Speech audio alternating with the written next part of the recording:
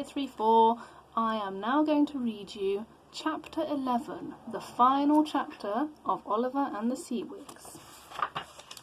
Mr. and Mrs. Crisp were very meek during the journey home. They knew that their terrible adventures had all happened because they'd been so eager to explore the islands, and they knew of the dangers that Oliver had braved to rescue them.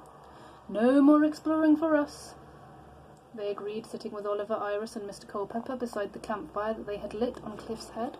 And there's a picture of them sitting on Cliff's Head. But Oliver knew that they didn't mean it. After all the thrilling new things they'd seen, they would soon be itching to go exploring again.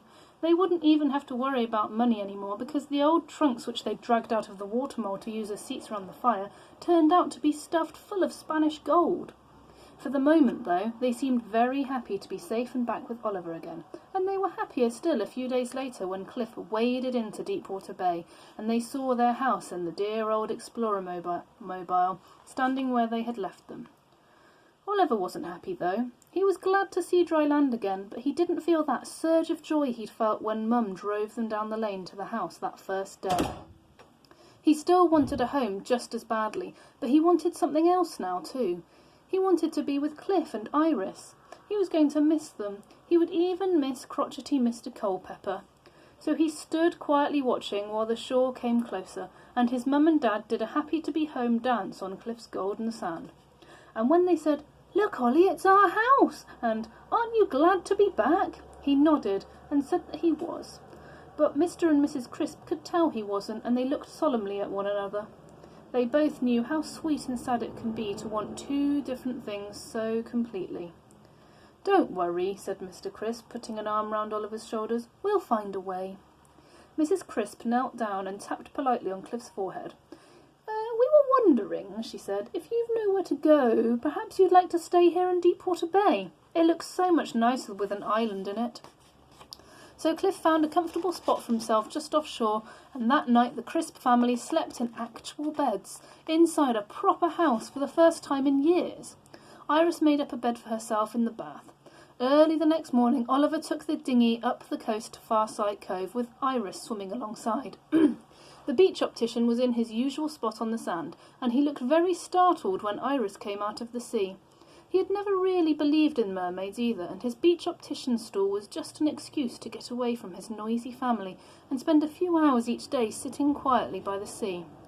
But he hid his surprise as best he could and tested Iris's eyes, and presented her with a very fetching pair of spectacles. "Wow!" she said, gazing about her at the cliffs, the sand, the sea.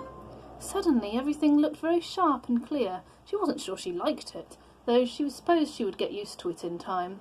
"So that's what you look like," she said, peering at Oliver through the thick lenses. "Oh." "What do you mean, oh?" asked Oliver. "Nothing," said Iris. There's a picture of Iris with her new glasses on. Meanwhile, Mr. Crisp had been drawing plans on the back of old envelopes, and Mrs. Crisp had been telephoning local builders and asking if they would accept payment in ancient Spanish doubloons. It turned out that they would, and soon the Crisps' old house had been dismantled and rebuilt on top of Cliff. "It's the best wig a rambling I'll ever had," he said delightedly when it was finished.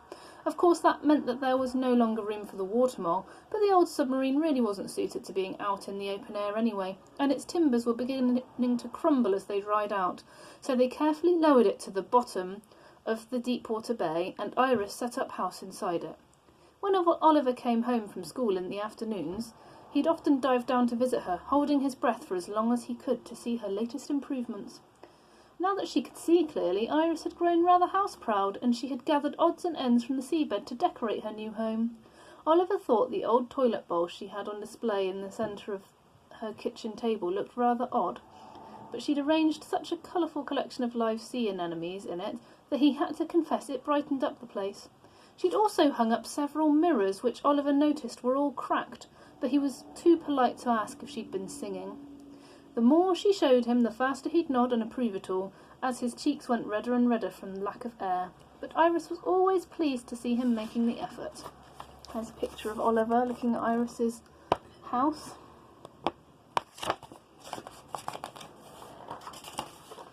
Even Mr. Culpepper stayed. He complained about the island. He complained that the island was getting very built up, and he enjoyed telling other visiting birds that he could remember when it was all just rocks and grass. But he built himself a large raggedy nest on the roof just above Oliver's bedroom, and enjoyed waking Oliver up each morning by leaning down and shouting, "Time for school!" through the window. Oliver didn't mind, though. He enjoyed school. Mr. and Mrs. Crisp have made a little bridge to link Cliff to the mainland, wide enough for the Explorermobile or the cars of visiting friends to drive across.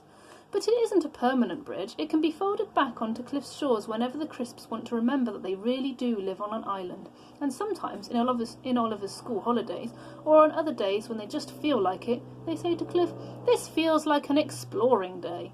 Then they fold the bridge away, and Cliff wades off in search of strange seas and forgotten coves, with Mr. and Mrs. Crisp safe and snug in their own living room, Mr. Culpepper keeping watch from his nest, and Iris and Oliver riding on the beach.